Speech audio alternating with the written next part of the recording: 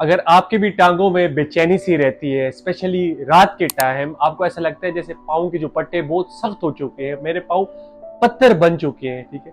रात को जो है ना आप सो नहीं पाते, आपको ऐसा लगता है कोई आए और मेरे टांगों को दबाए, उसके बाद हमें नींद आएगी। उसके अलावा आप सो नहीं सकते हैं, बार बार रात को बेड के ऊपर अपने पाँव को मारते हो ताकि थोड़ा सा सुकून मिले और फिर आप आराम से सो सके। तो इस कंडीशन को हम रेस्टलेस लेग सिंड्रोम कहते हैं।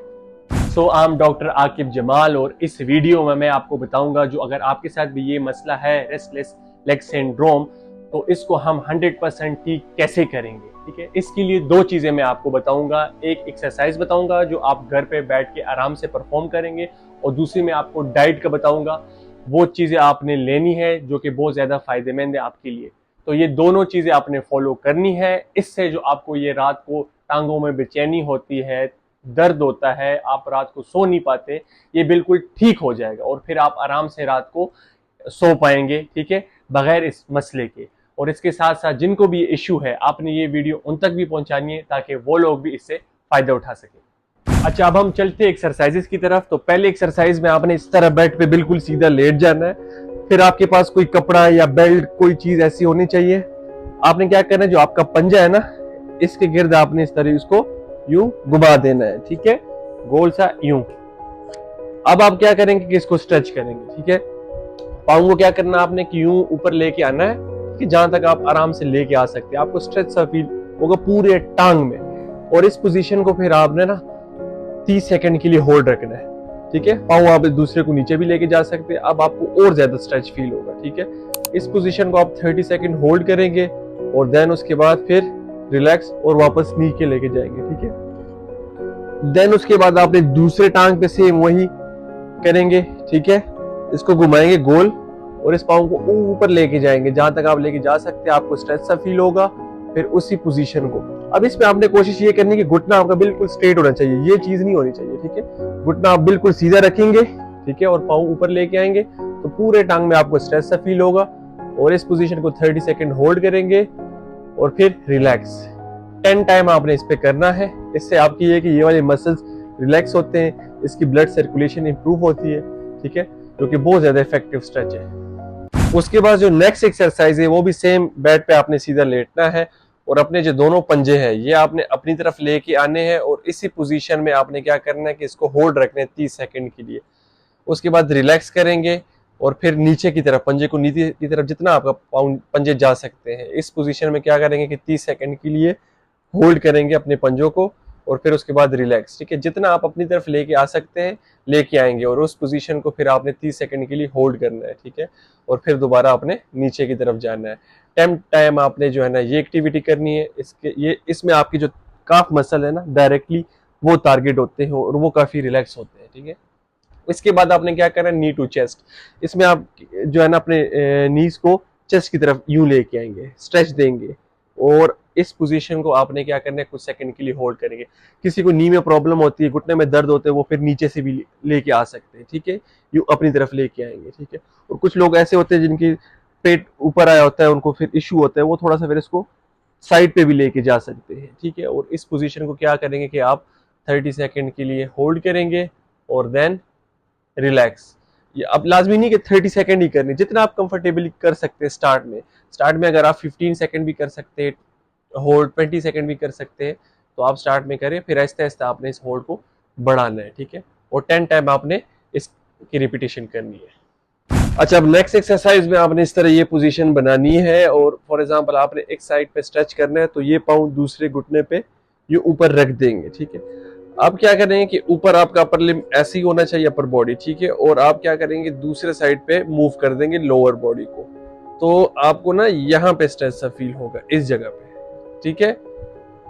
इसको आप जो है ना कुछ सेकंड के लिए होल्ड रखे, देन रिलैक्स लेके आए। फिर इस साइड पे करेंगे तो ये दूसरा पाँव आप इस पे रखेंगे और इस पोजीशन में आप जाएंगे, ठीक है। तो इस साइड पे आपको बड़ा जबरदस्त स्ट्रेच फील होगा। इसको आप 30 सेकंड होल्ड करें, ठीक है, और देन रिलैक्स 10 टाइम आप ये कर सकते हैं। और इसको आप ऐसे भी कर सकते हैं कि इस तरफ मूव करें, ठीक है, कुछ सेकंड होल्ड देन रिलैक्स, फिर दूसरी साइड पे मूव करें, कुछ सेकंड होल्ड और देन रिलैक्स, ठीक है।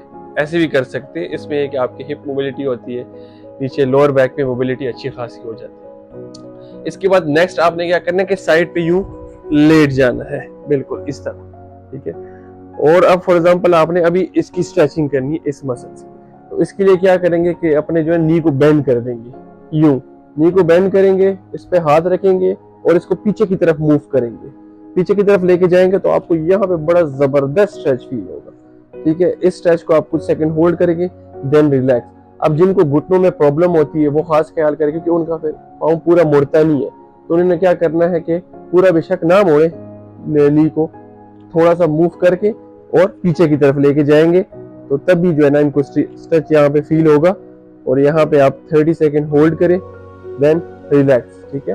10 टाइम्स आपने करने हैं इस पे भी, फिर ऑपोजिट लेट के इस साइड पे भी ये स्ट्रेच आपने करना है। इससे आपकी जो क्वाड्रिसेप्स मसल्स है ये काफी जो है ना स्ट्रेच होते हैं, रिलैक्स होते हैं, इसके साथ साथ इसकी सर्कुलेशन बढ़ती है और मसल की स्ट्रेंथनिंग बहुत अच्छी हो जाती है। इसके बाद नेक्स्ट आपने ना आपके जो काफ मसल है, ठीक है, इस पे ये टेपिंग करनी है इस तरह की, ठीक है, मसाज टाइप हो गया, ठीक है, ताकि आपकी ये मसल जो है ना रिलैक्स हो जाए। दोनों टांगों पे आपने ये करनी है। और उसके बाद जो आपके ये पंजे हैं, पाँव का ये हिस्सा है, ठीक है, यहाँ पे इस तरह प्रेशर देना है, ठीक है। कुछ जगह पे आपको जो है ना यूं पूरी टांग में आपने पंजे पे ऐसे, अब ये करना आपने खुद है, ठीक है, क्योंकि आपको पता है कि कहाँ पे मैंने ज्यादा प्रेशर देना है, कहाँ पे कम देना है, ठीक है। अपने हिसाब से आपने ये करना है। इससे ये काफी आपके जो है ना ये मसल्स रिलैक्स हो जाते हैं। और ये भी आपने दोनों टांगों पे करने, ठीक है। ये एक्टिविटी करने से जो आपकी जो मसल्स है लोअर लिम्स की, ठीक है, इससे ये इसके काफी रिलैक्स हो जाते हैं। यहाँ पे ब्लड सर्कुलेशन काफी बढ़ता है, ठीक है, मसल में स्ट्रेंथनिंग आती है। और इसके साथ साथ जो आपकी कंडीशन है रेस्टलेस लेग सिंड्रोम, ठीक है, जो टांगों में बेचैनी है, ठीक है, ये ज्यादा से ज्यादा आप 10 मिनट की एक्टिविटी है, ठीक है। आराम से घर पे इंडिपेंडेंटली आप ये खुद से कर सकते हैं, जिससे जो है ना आपको जो ये कंडीशन है ये आहिस्ता आहिस्ता बेहतरी की तरफ आएगी। अच्छा, तो हम अब चलते हैं डाइट की तरफ। अब कुछ ऐसे कंडीशंस हैं जिनमें ये रेस्टलेस लेग सिंड्रोम बहुत ज़्यादा कॉमन है। फिर उसके बाद हम फूड डिस्कस करेंगे कि वो खाने से फिर आपको ये कंडीशन जो है, ये इशू है, ये ख़त्म हो जाती है। सबसे पहले जो डायबिटिक पेशेंट्स होते हैं, शुगर के पेशेंट्स होते हैं, उनमें ये कंडीशन बहुत ज़्यादा कॉमन है। उसके साथ साथ जो प्रेगनेंसी में, ठीक है, हार्मोनल चेंजेस होते हैं, वहाँ पे ये कंडीशन कॉमन है। उसके साथ साथ अगर आप पानी की कमी है जिस्म में, पानी का इस्तेमाल आपका कम है, तो तब भी आपको ये कंडीशंस हो सकती है। इसके अलावा आयरन की डिफिशियंसी है, नींद की कमी की वजह से या बॉडी में थकावट की वजह से रेस्टलेस लेग सिंड्रोम बहुत ज़्यादा कॉमन है। पाँव में बेचैनी जो है ना इसकी वजह से भी हो सकती है, ठीक है। और जो है ना इसके साथ साथ जो मेडिकेशंस है, स्पेशली जो एंटी डिप्रेसेंट है, एंटी एंजाइटी मेडिसिन है, इसके साइड इफेक्ट्स भी ये है कि आपको जो है ना ये रेस्टलेस लेग सिंड्रोम हो जाता है इससे भी। और आपको पाँव में बेचैनी और पाँव जो है ना सख्त होना, इन वजूहत की वजह से भी ये कंडीशन हो सकती है। तो अब मैं आपको डाइट के थ्रू बताऊंगा कि कुछ फूड खाने से आपकी ये कमी पूरी होगी और फिर आपको जो ये मसला है रेस्टलेस लेग सिंड्रोम, ये बिल्कुल ठीक हो जाएगा। उसमें सबसे पहले तो एक आप पानी का इस्तेमाल ज़्यादा से ज़्यादा करें, पूरी दिन में कम से कम 10 से 12 गिलास पिए, ठीक है। इससे पानी की कमी पूरी होगी और आपको इस कंडीशन में काफ़ी आराम मिलेगा। इसके साथ साथ जो है, जो आपको आयरन की कमी की वजह से, अब आयरन के लिए जो फूड है जिससे आयरन की डिफिशियंसी पूरी होती है, उसमें मीट है, गोश्त, वो आप खाएं। उसके साथ जो है सी फूड है, खजूर है, चुकंदर का जूस, ये भी बहुत ज़्यादा इफेक्टिव है जिसमें आयरन की कमी पूरी होती है, ठीक है। और पालक, पालक में भी आयरन ज़्यादा है, ये भी खाया करें, ठीक है। और इसके अलावा नेक्स्ट जो है मैग्नीशियम रिच फूड्स, क्योंकि मैग्नीशियम की कमी से भी होते हैं।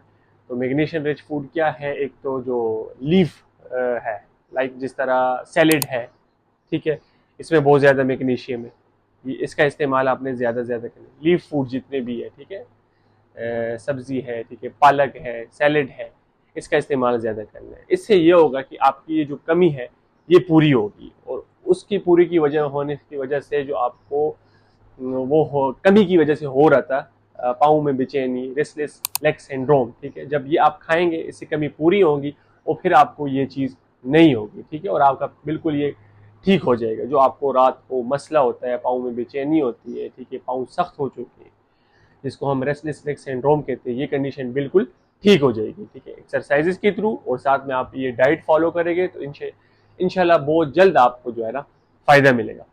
तो अगर आपको वीडियो पसंद आए तो आपने वीडियो को लाइक करना है, ठीक है, मेरे चैनल को सब्सक्राइब करना है, और सबसे इम्पोर्टेंट बात, जिनके साथ भी ये इशू है, ठीक है, वहां तक आपने ये वीडियो पहुंचानी है ताकि आपके साथ साथ वो लोग भी इससे फायदा उठा सकें।